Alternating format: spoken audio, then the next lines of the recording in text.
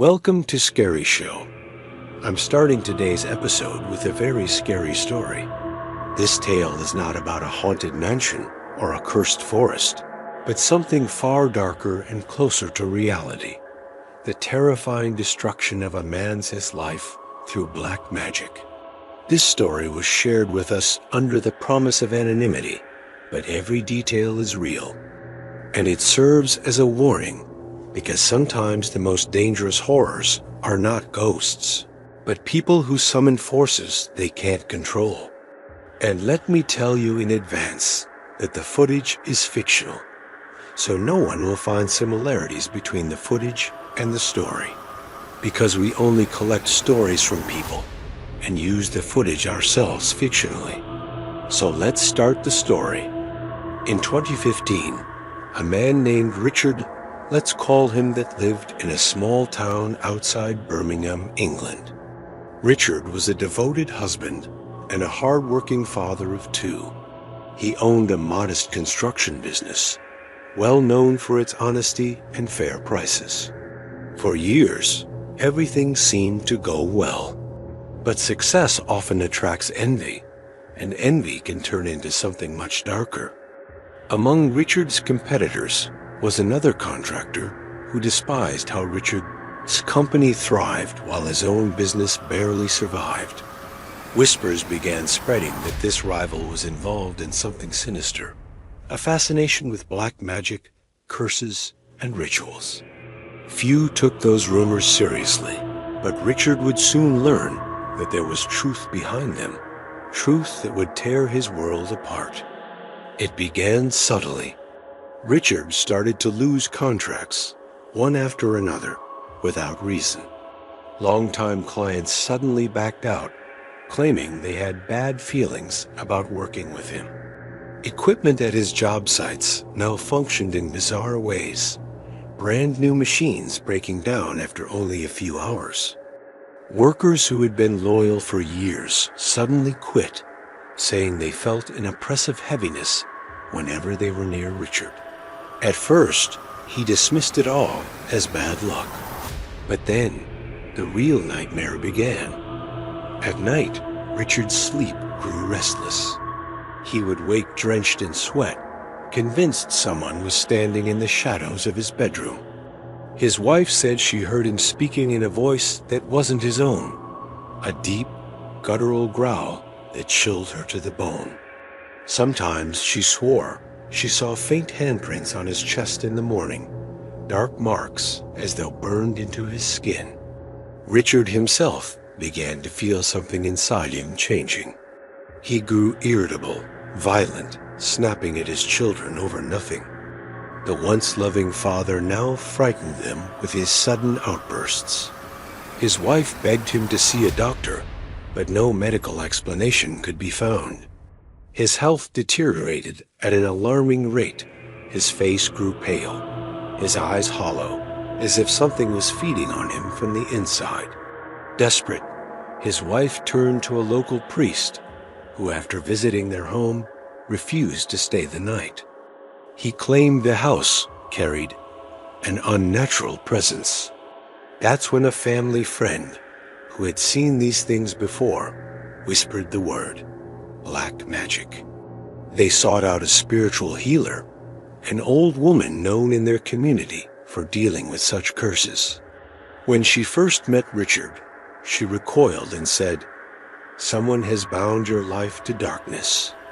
They have buried something of yours in the earth, calling spirits to destroy you." The healer performed cleansing rituals, burning incense and reciting prayers.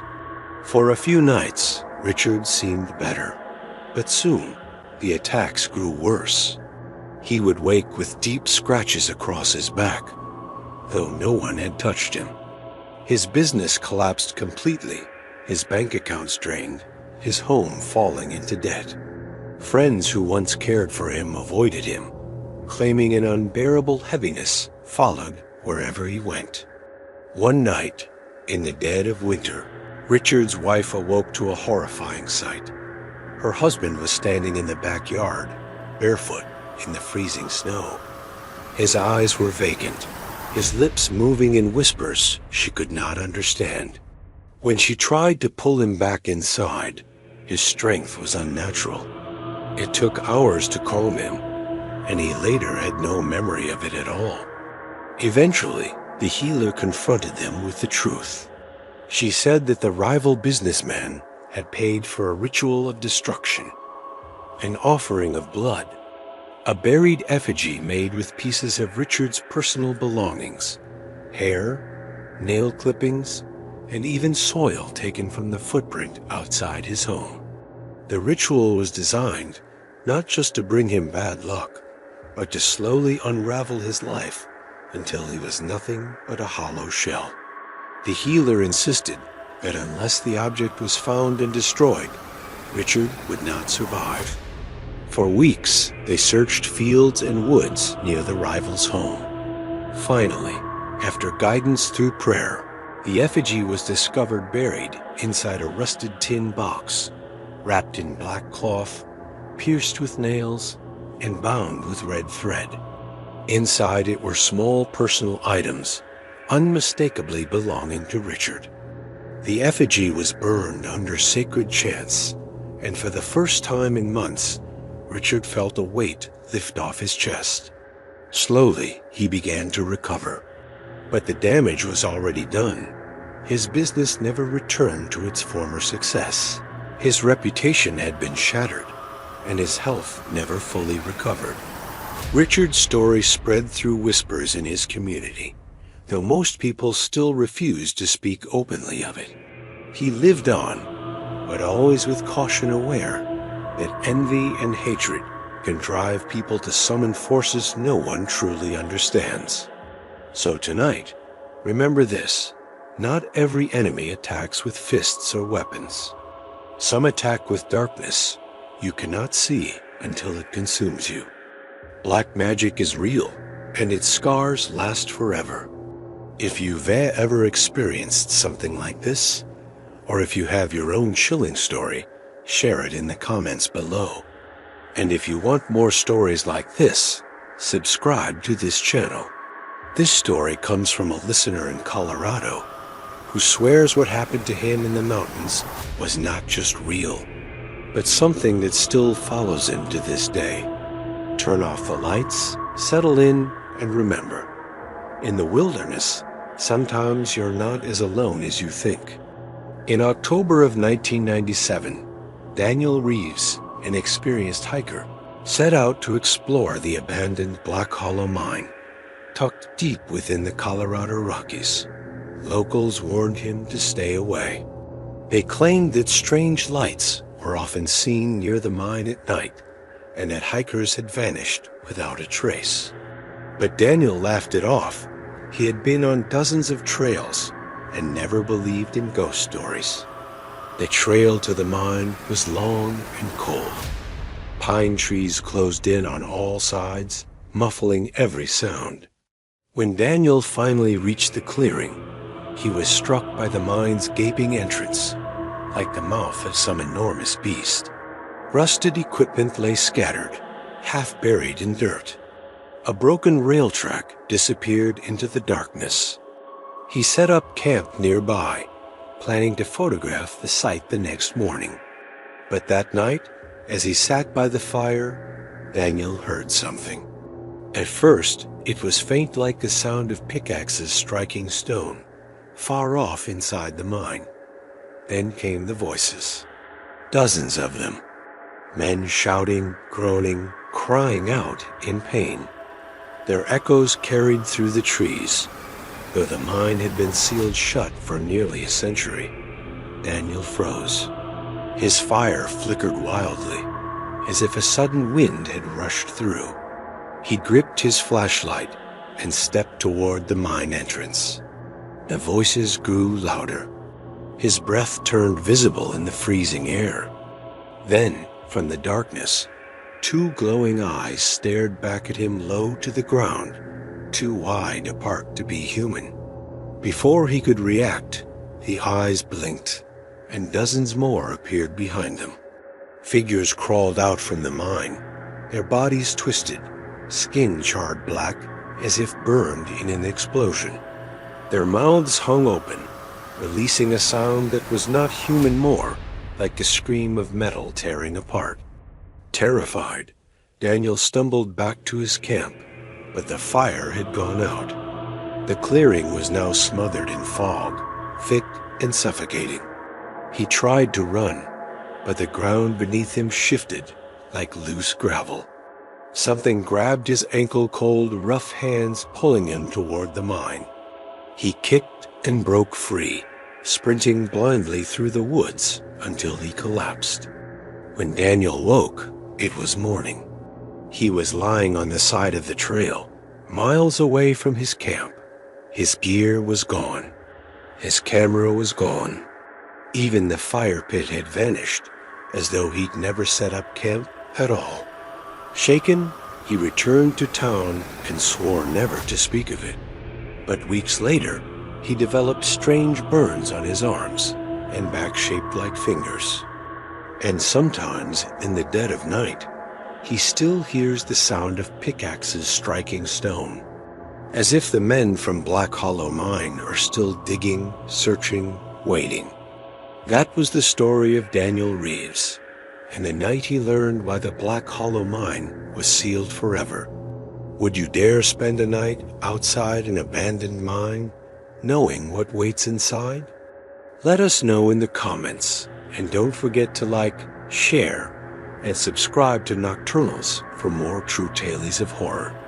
Because some places aren't just abandoned, they're hungry.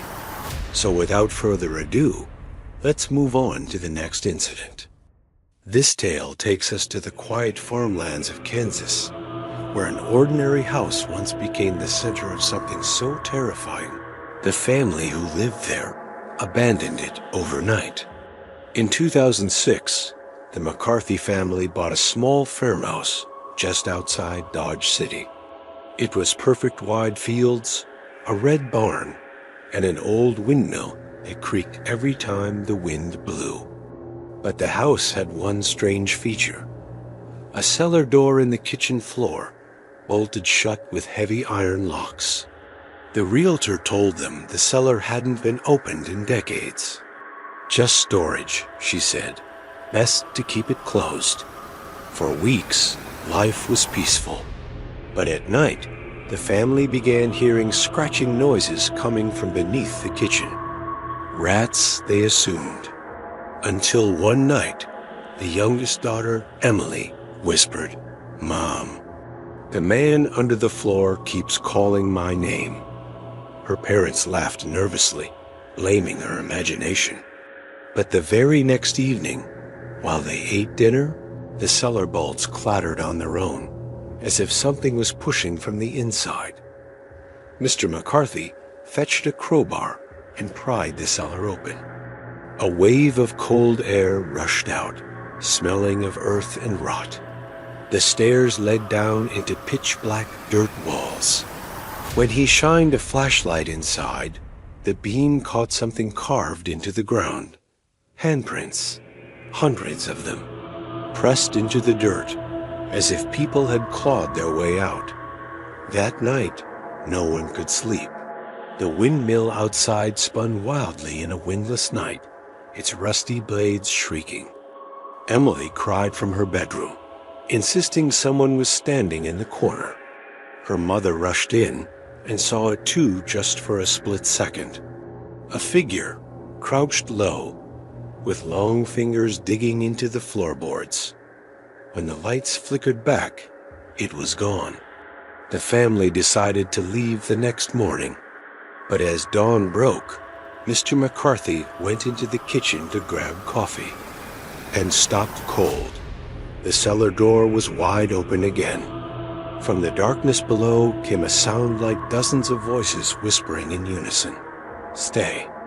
Before he could react, something climbed out. Pale arms, dirt-caked faces, hollow eyes. They pulled themselves onto the kitchen floor, crawling, writhing, dragging mud across the tiles. The family fled the house in terror, leaving everything behind. They never went back. Neighbors say the farmhouse still stands, rotting and empty. But sometimes at night, the windmill spins, though there's no wind. And if you stand by the kitchen window, you might hear the cellar bolts rattling, as if the earth itself is still hungry. That was the story of the McCarthy farmhouse, the cellar that should never have been opened. Would you dare to unlock it? Share your thoughts in the comments below. So now, without further ado, let's move on to the next incident. This story drags us into the heart of the Appalachian Mountains, where one lonely highway and one forgotten diner hide a secret that should never be uncovered. It was late October in 2011 when Mark and Lisa, a young couple, decided to take a road trip across the Appalachian Trail. The night was cold, the fog rolled thick across the winding highway, and their GPS stopped working. They had been driving for hours without seeing another car. Just after midnight, a neon sign flickered through the fog. Ellie's Diner, open 24 hours. The place looked frozen in time, straight out of the 1960s chrome siding, red booths, a jukebox by the door. Relieved, they pulled in. Inside, the diner was empty, except for a waitress standing behind the counter. Her face was pale, her uniform pressed neat, and her voice slow. "Coffee?" she asked, already pouring. As they sat down, Lisa noticed something strange. The menu was old, yellowed, and every item cost less than $1. She chuckled, thinking it was decoration. But when she glanced toward the jukebox, her smile vanished. The machine was playing a song. Only no one had put in a coin. The song looped, crackly, and distorted. Mark tried to laugh it off, but Lisa swore she saw the waitress watching them without blinking. They drank the coffee, which tasted bitter, metallic. And then Lisa noticed the walls. Dozens of black and white photos framed in neat rows. Each photo showed smiling families, truckers, travelers, people who looked normal enough. But all of them had one thing in common. They were sitting at the exact same booth where Mark and Lisa sat. When Lisa pointed it out, the waitress turned her head slowly and said, "They all passed through, just like you." The lights flickered. Mark stood up, uneasy, wanting to leave. But when he pushed the door open, the fog outside was impenetrable, and the diner's neon sign buzzed louder. The parking lot was empty. Their car was gone. Lisa screamed. They ran back inside, demanding answers. But the diner was suddenly full. Every booth was occupied by silent figures. Travelers in outdated clothes, truckers with hollow eyes, children with stiff smiles, all staring at them. The waitress placed 2 slices of pie on the table. "Eat," she whispered. "No one leaves hungry." Mark grabbed Lisa's hand and bolted toward the kitchen. The door slammed behind them. The smell of rot was overwhelming. Freezers stood open, not with food, but with belongings, suitcases, wallets, Polaroids, and bones. Piles of bones stacked neatly like dishes. They stumbled through a back exit, spilling out into the fog. For a moment, they thought they were free until the fog cleared. They were standing in the diner again. Same booth, same coffee, same slice of pie waiting on the table. This time, the waitress was not smiling. Her mouth stretched unnaturally wide, her teeth blackened. "You're part of the menu now," she hissed. Lisa screamed as the lights cut out. When the neon buzzed back on, the booth was empty. Only 2 new black and white photos hung neatly on the wall, side by side. Mark and Lisa smiling blankly at the camera. To this day, Ellie's Diner doesn't exist on any map. But some truckers swear that on foggy nights, when they're too tired to drive, a neon sign flickers in the distance. If you pull in for coffee, you may never leave again. That was the story of Ellie's Diner. Share your thoughts in the comments below about this story. So now let's move on to the next incident. Hello, ghost lovers. Welcome back to Scary Show. And this story takes us deep into the forests of Maine, where an old lake holds a secret so dark that the locals refuse to go near it after sunset. In the summer of 1998, two childhood friends, Daniel and Chris, planned a weekend fishing trip. They had heard about a hidden spot known as Blackwater Lake, a place that promised big catches and absolute solitude. Locals in the nearby town warned them, "Don't fish there at night. People don't come back." But Daniel and Chris laughed it off, thinking it was just another small-town legend to scare outsiders. By late afternoon, they reached the lake. The water was darker than they expected, reflecting no sunlight, almost like glass. Pines surrounded it, tall and silent, muffling every sound. Even the birds seemed to avoid the place. They set up their small boat, packed with gear, beer, and lanterns. As the sun went down, a heavy mist rolled across the water. By the time they rowed to the center, the shoreline had nearly disappeared in the fog. At first, it was peaceful. Their lines dipped quietly into the still water. But then Daniel felt a tug hard, stronger than any fish he'd ever caught. The rod bent sharply. Chris cheered, leaning over to see. Then, the line snapped. The water rippled unnaturally, though the lake had been calm moments before. Something large shifted beneath the surface. Daniel swore he saw a pale-hand human, not fish reach up before vanishing into the black water. Chris laughed nervously. "Maybe a log," he muttered, but Daniel couldn't shake the image. Minutes later, Chris hooked something too. This time, when he reeled it in, the catch wasn't a fish. It was a shoe. Old, waterlogged, torn at the seams. Inside was a bone. The two men stared at it in silence. Then came the splash. Something slammed into the side of their boat, hard enough to rock it. They flashed their lantern toward the water and froze. A face stared back at them, white, bloated, with hollow eyes and strands of hair floating like seaweed. The head slipped under before they could scream. The water erupted. Dozens of hands, pale, skeletal, began clawing up the boat's edges. Some gripped the wood, dripping and slick. Others pulled at their fishing rods, their cooler, their legs. A stench of rot filled the air. Chris swung an oar wildly, smashing the hands until they slid back into the lake. Daniel grabbed the lantern and held it high.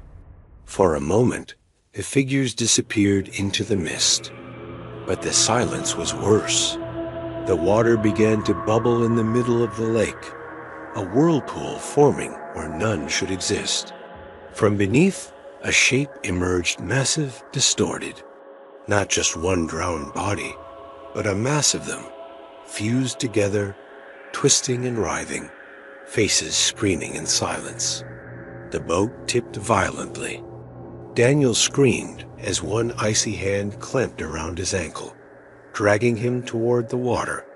Chris grabbed him, pulling back with all his strength.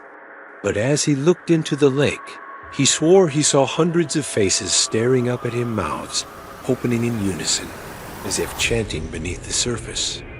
With a final desperate swing, Chris smashed the lantern onto the boat's edge.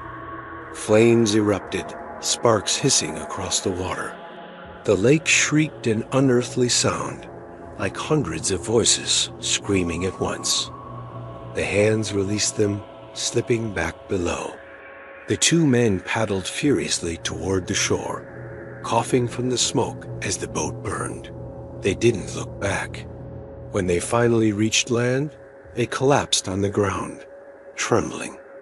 The fire on the lake sputtered out, the mist returning as if nothing had happened.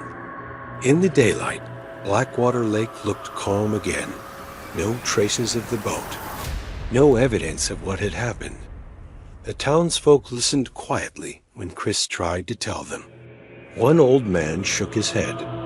That lake doesn't give back what it takes. You boys should be thankful you came out at all. To this day, Chris never goes near water after dark. Daniel, he refuses to even talk about it. But if you camp in those woods, some nights you can still hear the splash of a boat out in the fog, and faint voices whispering just above the surface. That was the story of Blackwater Lake, a place where the water feeds and no fisherman leaves untouched. If you ever hear a splash when you're out at night, don't look too closely. Let me know how you like this story in the comments. So let's move on to the next story.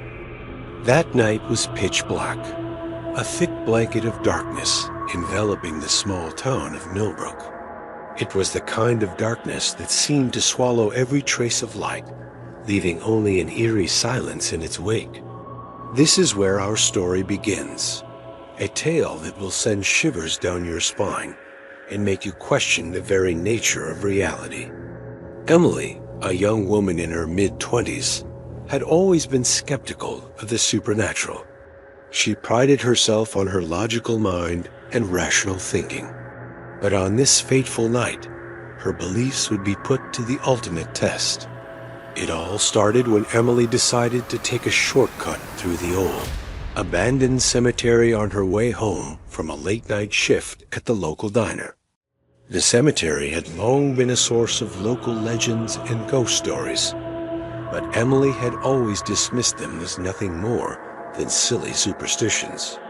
As she walked along the overgrown path, the crunch of dead leaves beneath her feet echoing in the stillness, Emily couldn't shake the feeling that she was being watched.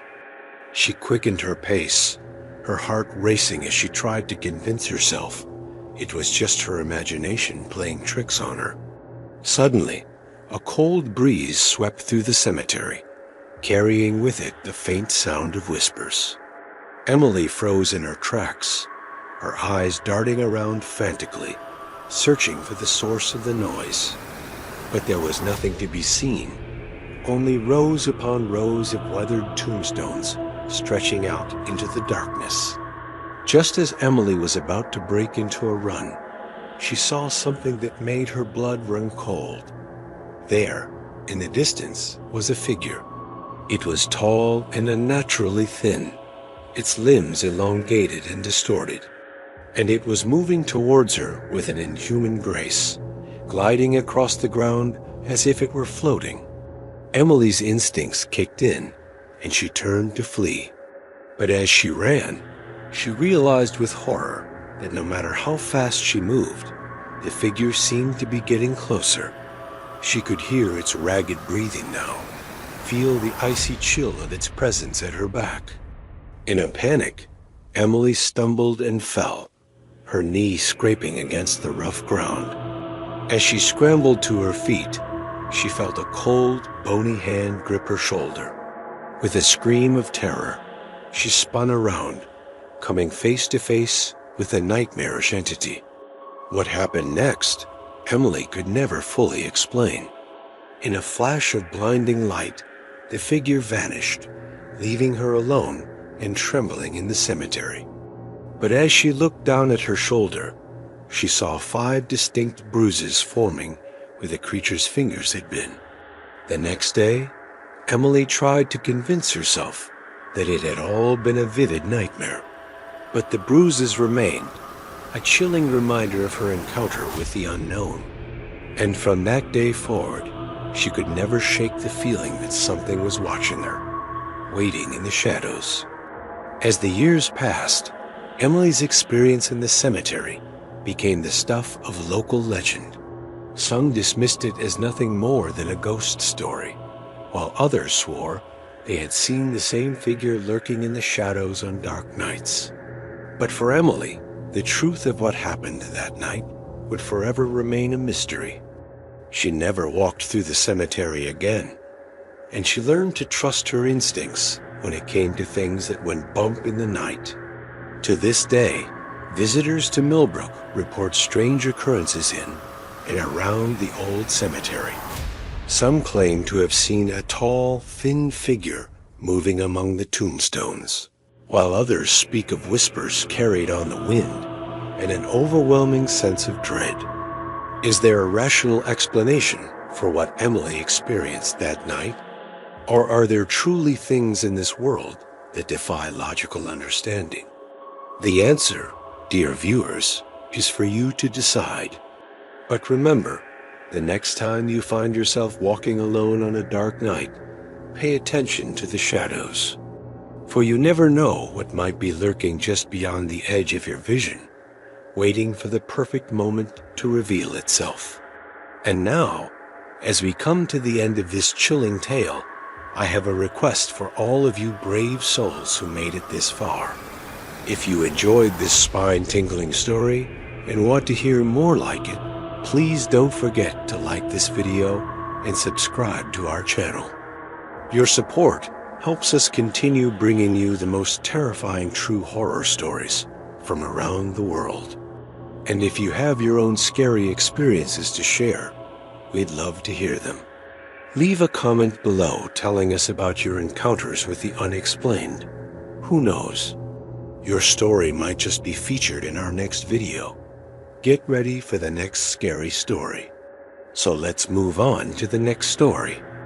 Now, we bring you another chilling tale, one that has never been told before.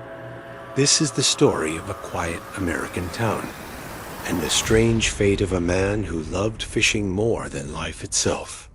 His name was Daniel Pierce, a 46-year-old from Maine. Daniel had spent his whole life near the water, fishing the rivers, the lakes, and even the rocky coastline. Everyone in town knew him as the Riverman, calm, patient, and always with a fishing rod in hand. One autumn evening, Daniel decided to try his luck at Moosehead Lake, the largest lake in Maine. It was a place filled with legends, local stories of lights under the water, shadows moving too fast to be fish, and whispers about a drowned village lying at the bottom of the lake. Most people laughed at the tales, but Daniel wasn't most people. He was curious. He set out alone in his small boat just before sunset. The water was glassy and still, reflecting the fiery colors of the autumn sky. By the time darkness fell, he had rowed to the deepest part of the lake. He dropped his line and waited, the silence broken only by the soft lapping of water against the boat. At first, everything was peaceful. Then Daniel noticed something strange.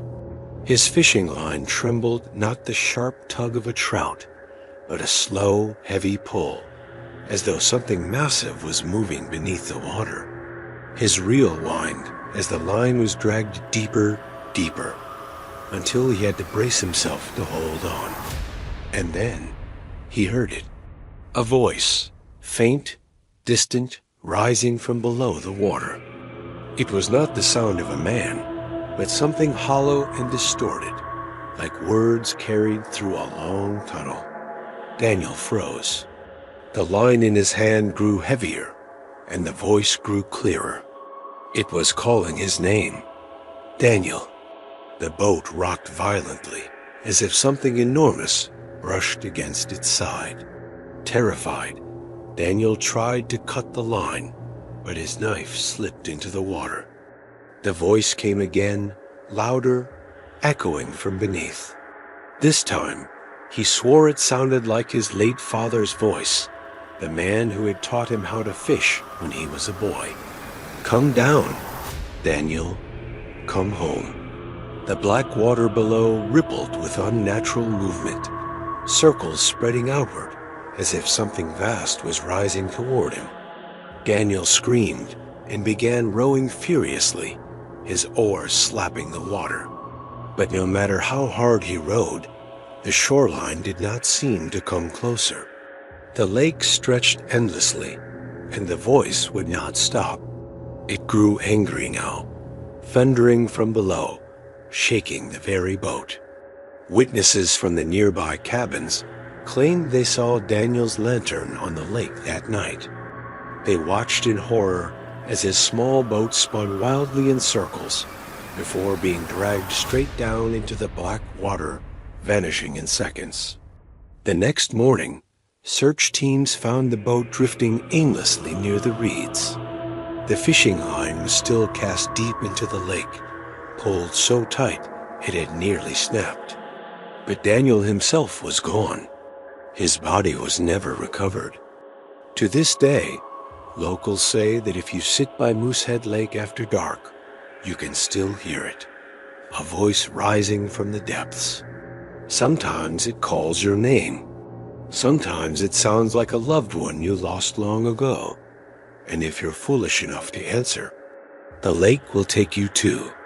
So, what do you think Daniel heard that night? Was it a ghost, a spirit, or something ancient lurking beneath the waters? Share your thoughts in the comments. And if this story chilled you, be sure to like and subscribe to this channel.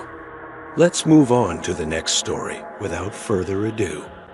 Now, I will take you deep into the Appalachian Mountains, to a place forgotten by maps and feared by those who know its name. This is the terrifying legend of the Lantern of Hollow Creek. They say Hollow Creek lies somewhere in the dense forests of West Virginia. It is not marked on any official trail, and even experienced hikers avoid it. The few who speak of it warn of strange lights among the trees, of voices that lead travelers astray, and of people who enter but never return. Megan Carter had heard these whispers. She was 28, a journalist with a fascination for forgotten places, the kinds of places history had abandoned.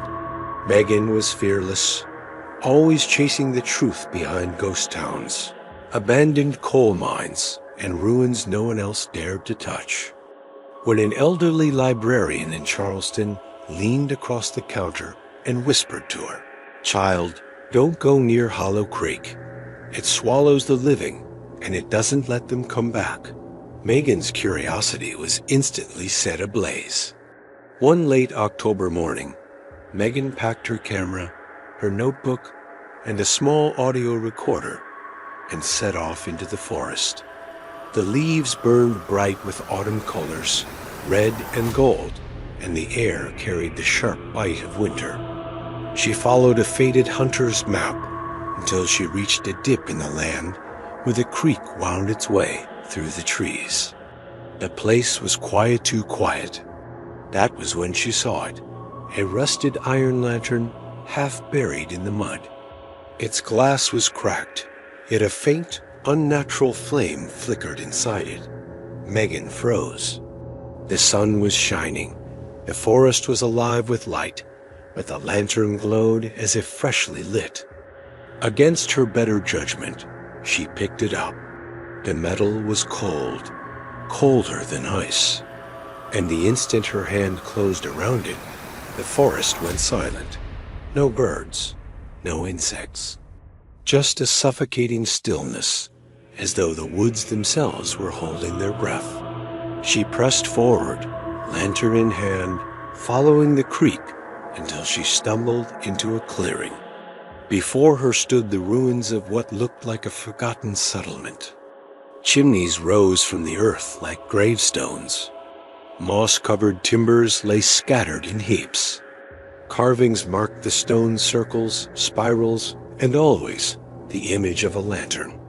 The place looked abandoned for decades, and yet the wood was not as weathered as it should have been. It was as if time had been deliberately erased. As Megan raised the lantern, its glow grew brighter, pushing back the shadows. That was when she noticed movement. At the far end of the ruined street, a figure stood watching her. Tall, wrapped in what looked like a long coat. For a heartbeat, Megan thought it was just a man. But as the light touched his face, her blood ran cold. His face was smooth, pale, and featureless, like melted wax. In his hand, he carried a lantern glowing with the same strange light as hers. Her voice shook as she called out, "Hello?" The figure did not reply. It simply lifted its lantern, as though beckoning her forward. Against every instinct screaming inside her chest, Megan followed. The figure led her to the crumbling remains of a church at the center of the ruins.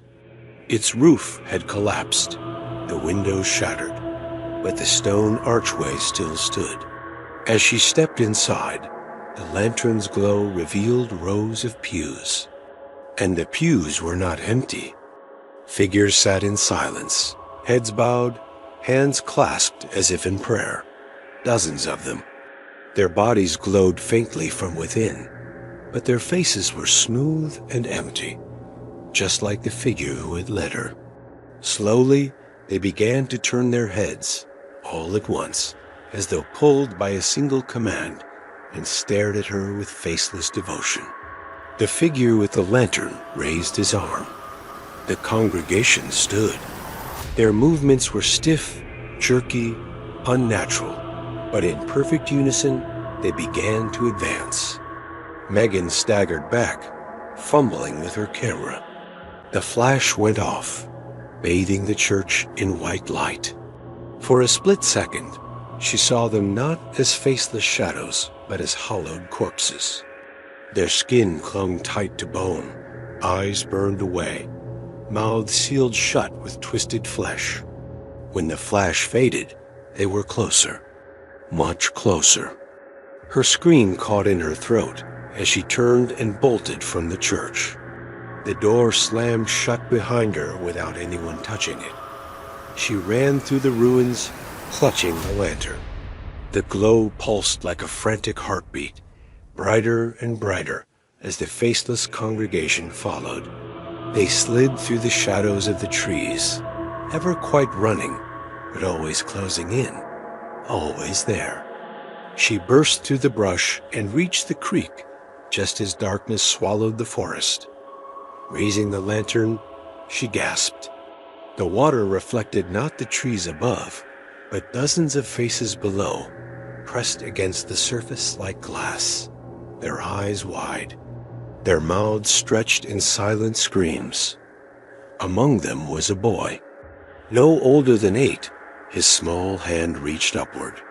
His lips moved, but though no sound came, Megan understood the words. "Help me." Her chest tightened. She lowered the lantern toward the water. The flame touched the surface, and the creek came alive. Water surged upward like hands, wrapping around her arms, her waist, pulling her down. She screamed, clawing at the mud, but the faceless figures only stood on the bank, watching with their lanterns swaying. The boy's face rose close to hers. For a moment, she saw hope in his eyes. And then his features twisted. His mouth split open into a grin too wide, teeth sharp and endless, his eyes turning black as tar. The water yanked her under, and the last sound she made was swallowed by the creek. 3 days later, Megan's car was discovered at the trailhead. Her notebook lay on the passenger seat. The final pages were filled with frantic, uneven writing. Lanterns everywhere. They follow. They watch. The water is not water, it's a mouth. Her camera was found too. Its last photograph, nothing but a blinding flash of light. Megan Carter herself was never seen again. And yet, hikers who wandered too close to Hollow Creek tell the same chilling story. As dusk falls, a lantern's glow flickers among the trees, swaying softly, always just ahead. Some say it's Megan, her face pale and eyes pleading, doomed to lead others where she was taken. Others claim the lantern moves on its own, bobbing like a will-o'-the-wisp, luring the curious toward the water. And those who follow never come back. So, what do you think? Was Hollow Creek home to a cursed settlement?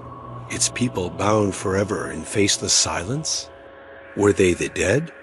Or something far worse wearing human forms to lure the living? If you ever find yourself in the woods of West Virginia, and you see a lantern flickering where no light should be, remember Megan Carter and remember this story. Thank you for spending your night with Scary Show. If this tale kept you on the edge of your seat, make sure to like the video, subscribe to the channel, and share your thoughts in the comments below.